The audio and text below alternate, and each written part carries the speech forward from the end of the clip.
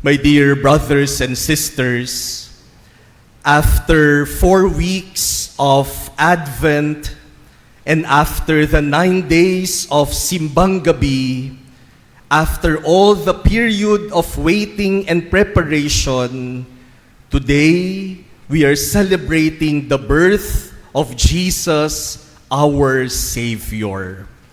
Kaya naman po, sa ngalan ng buong komunidad ng Mary Mother of Hope Chapel dito sa Landmark, Makati, pinapaabot ko po sa inyo at sa inyong buong pamilya at mga mahal sa buhay ang isang mainit, masaya at mapagpalang pagbati ng maligayang Pasko. Merry Christmas po sa inyong lahat. At palapakan po natin ang Panginoon sa araw na ito ng kanyang kapanganakan.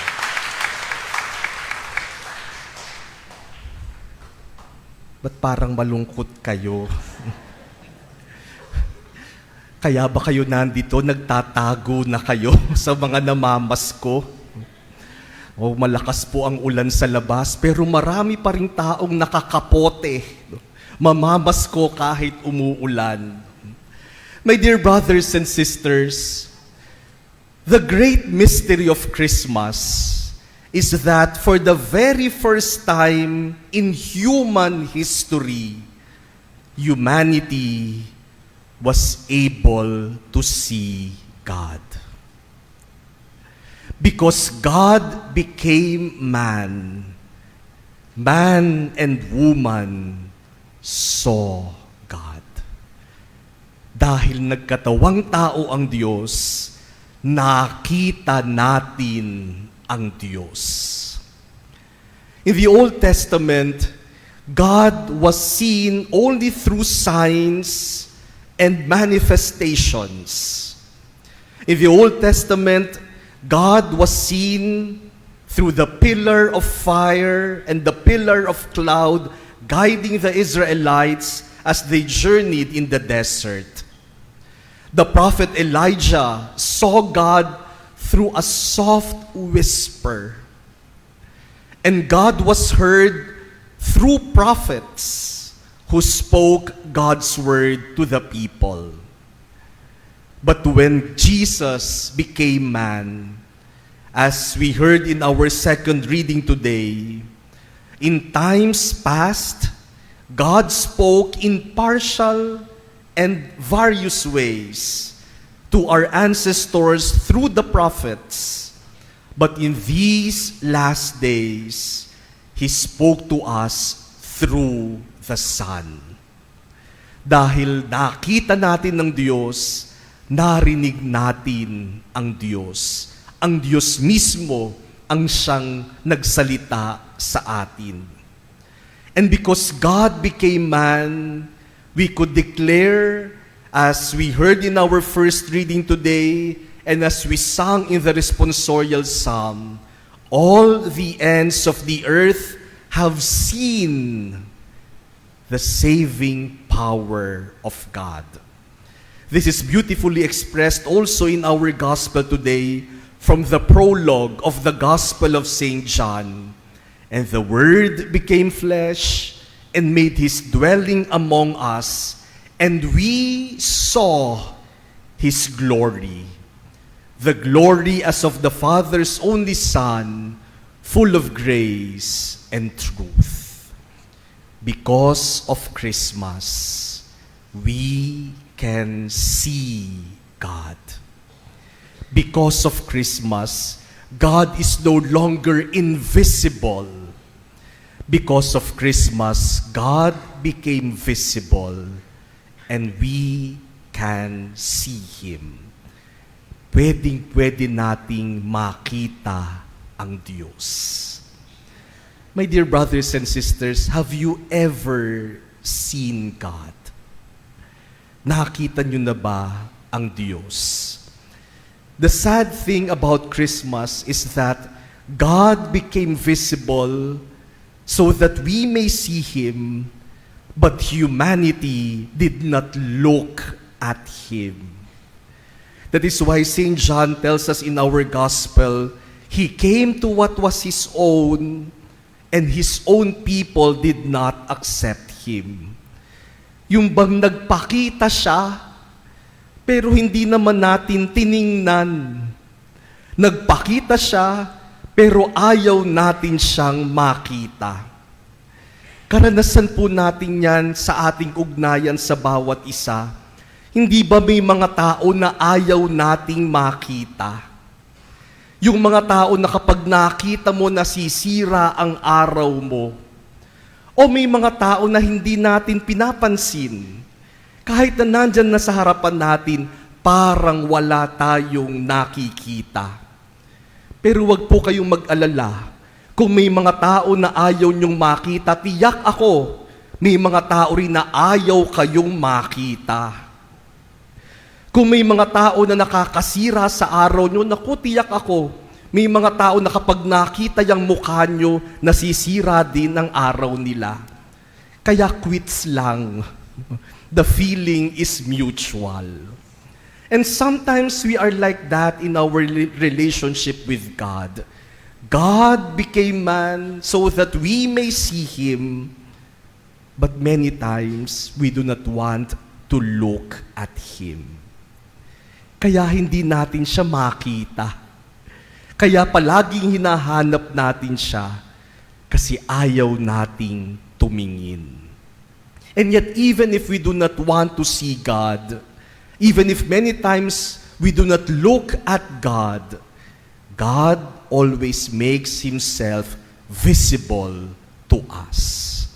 Gusto ng Diyos, palagi natin siyang makikita. Kasi ganyan ang taong nagmamahal. Ang taong nagmamahal, ipinapakita niya yung kanyang sarili. Hindi pwedeng sabihin ng isang tao, "Uy, alam mo, mahal kita," pero pinagtataguan ka naman. Kaya mga ninong at mga ninang, kapag sinabi niyong mahal niyo ang inyong inaanak, huwag niyong pagtataguan.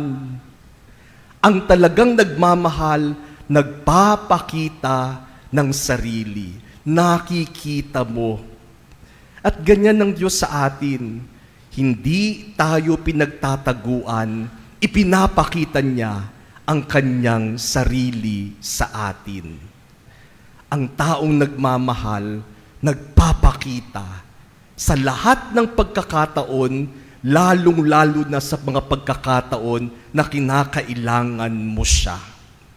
Hindi pwedeng sabihin nino man na minamahal ka, may concern sa'yo, pero sa oras na kailangan mo, hindi mo naman mahagilap. Sasabihin sa'yo, narito lang ako para sa'yo. Pero sa mga oras ng pangangailangan, walang oras para sa'yo. Mga taong nangangako sa atin, paglilingkuran ko kayo. Pero kapag nangangailangan na yung mga taong paglilingkuran daw nila, hindi mo naman mahagilap. Ang tunay na nagmamalasakit at nagmamahal, nagpapakita ng kanyang sarili. And so every time we see God in our life, in other people, in our experiences, in creation, every time we feel and hear God, then we experience Christmas. Isang Diyos na nagpapakita sa atin. Alam po ninyo, bilang pari, isa sa mga nararanasan ko ay siguro dahil sa kagagawa ng live streaming, akala minsan ng mga tao, kaming mga pari ay mga celebrities. Kaya kung mapapansin ninyo, pagkatapos ng misa, may mga nagpapapicture. Father, papicture naman. Sasabihin nila, Father, nanonood kami sa live streaming. Papicture naman.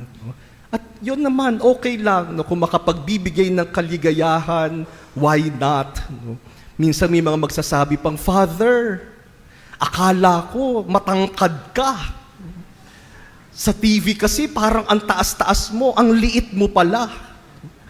Minsan naman may mga magsasabing, Father, mas bata ka sa TV. Parang isip-isip ko, ibig sabihin matanda na ako. Mga magpapapicture. Minsan tuwing magsisimba, magpapapicture. Linggo-linggo kapag nagsimba, picture. Sabi ko siguro wala nang ibang laman yung kanilang gallery ng photo, kundi picture ko. Minsan may nagpa-picture, may daladalang baby. Sabi niya, Father, pwede bang magpa-picture sa'yo kasama si baby? Buhatin mo naman si baby. So binuhat ko naman yung baby, pinicturean kami, sabi, oh, daddy, daddy. Sabi ko, anong daddy, daddy? No? Baka kung ano isipin ng mga nakakarinig. Pero alam po ninyo, kapag may mga nagsasabing, Father, pa-picture naman po, first time po namin kayong makita after many years of watching you online. Ngayon nakita na namin kayo. Salamat po, salamat sa online masses. Nakakatuwa, no? Nakakatuwa. Pero sana po yung eagerness natin na makita nyo kaming mga pari at magpa-picture sa aming mga pari, higit pa ang ating eagerness and enthusiasm to see God. Sana hindi lang kami, sana hanapin natin ang Diyos. You know, my dear brothers and sisters, last night, Pope Francis opened the Jubilee door of St. Peter's Basilica at the Vatican to usher the whole church into the ordinary Jubilee year of 2025, the Jubilee year of hope. Kaya simula kagabi nang buksan ni Pope Francis yung Jubilee door, nagsimula na ang Jubilee year of hope para sa buong simbahan.